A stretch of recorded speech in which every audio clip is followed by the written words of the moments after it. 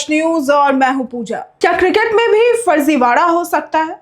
क्या किसी दूसरे राज्य के खिलाड़ी को नकली दस्तावेजों के सहारे किसी और राज्य की टीम से भी खिलाया जा सकता है? पश्चिम बंगाल से सामने आई एक शिकायत ने क्रिकेट जगत में अब बड़ा सवाल खड़ा कर दिया। आरोप इतने गंभीर है कि मामला अब राज्य के खेल मंत्री तक भी पहुंच चुका है। अगर ये आरोप सही साबित होते हैं तो ये सिर्फ नियमों का उल्लंघन नहीं बल्कि घरेलू क्रिकेट की पारदर्शिता और खिलाड़ियों के भविष्य पर भी बड़ा सवाल होगा।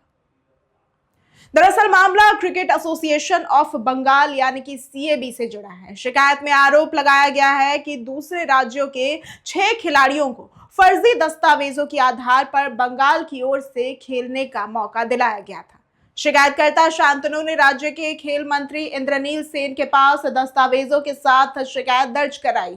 उनका दावा है कि झारखंड, जम्मू कश्मीर, हरियाणा और उत्तर प्रदेश के खिलाड़ियों का बंगाल में पंजीकरण, संदिग्ध आवासीय प्रमाण पत्र, फर्जी पते और कथित तौर पर जाली दस्तावेजों के आधार पर कराया गया। अब शिकायत के अनुसार यह पूरा मामला एक क्रिकेट अकादमी के माध्यम से संचालित हुआ, जहां कथित तौर पर दूसरे राज्यों के खिलाड़ियों को बंगाल का निवासी दिखाकर पंजीकरण कराया गया था। अब आरोप यह भी है कि इस प्रक्रिया में प्रभावशाली लोगों और कुछ क्लबों की भूमिका रही, जिसके कारण स्थानीय प्रतिभाशाली खिलाड़ियों के अवसर प्रभावित हो गए। शिकायतकर्ता का यह कहना है कि यदि किसी बाहरी खिलाड़ी को नियमों के खिलाफ मौका दिया जाता है तो इसका सीधा नुकसान उन खिलाड़ियों को होता है जो वर्षों से मेहनत कर राज्य के टीम में जगह बनाने का सपना देखते हैं। हालांकि इन सभी आरोपों को क्रिकेट एसोसिएशन ऑफ बंगाल की डेवलपमेंट कमेटी के चेयरमैन देवी प्रसन्न ने पूरी तरह से खारिज कर दिया है। उनका कहना है कि शिकायत के पीछे निजी नाराजगी है। उनके अनुसार शिकायतकर्ता का बेटा अनुशासनहीनता के कारण उनकी अकादमी से खेलने का अवसर नहीं पा सका था, इसलिए बदले की भावना से यह आरोप लगाए गए।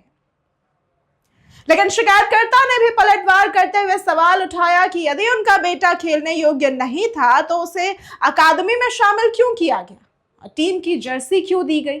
उनका आरोप है कि बाद में उसकी जगह दूसरे राज्य के खिलाड़ी का कथित तौर पर पैसे लेकर पंजीकरण कराया गया है। अब शिकायतकर्ता ने एक और गंभीर मुद्दा भी उठाया है। उनका कहना है कि सीएबी में महत्वपूर्ण पद पर रहते हुए किसी अधिकारी का निजी अकादमी और क्लबों से जुड़ा होना हितों के टकराव यानी कि कॉन्फ्लिक्ट ऑफ इंटरेस्ट का मामला हो सकता है। उनका दावा है कि व्यवस्था न्यायमूर्ति लोढ़ा समिति की सिफारिशों की भावना के भी खिलाफ है, जिनका उद्देश्य भारतीय क्रिकेट प्रशासन में पारदर्शिता और निष्पक्षता सुनिश्चित करना था। अब फिलहाल ये सभी आरोप जांच और शिकायत के स्तर पर है और इनकी आधिकारिक पुष्टि होना अभी भी बाकी है। अब सभी की नजर इस बात पर टिकी है कि खेल विभाग और संबंधित क्रिकेट प्रशासन इस मामले की जांच किस तरह करता है। यदि आरोप सही पाए जाते हैं तो यह घरेलू क्रिकेट के लिए बड़ा झटका साबित हो सकता है। वहीं यदि आरोप गलत साबित होते हैं तो शिकायतकर्ताओं को भी जवाब देना पड़ सकता है। ऐसे में जांच का निष्पक्ष और पारदर्शी होना बेहद जरूरी है ताकि खिलाड़ियों और क्रिकेट प्रेमियों का भरोसा खेल व्यवस्था पर कायम रह सके। बहरहाल आज की इस वीडियो में सिर्फ इतना ही। ऐसी तमाम खबरों और जानकारियों के लिए देखते रहे डायाच न्यूज। जोहार।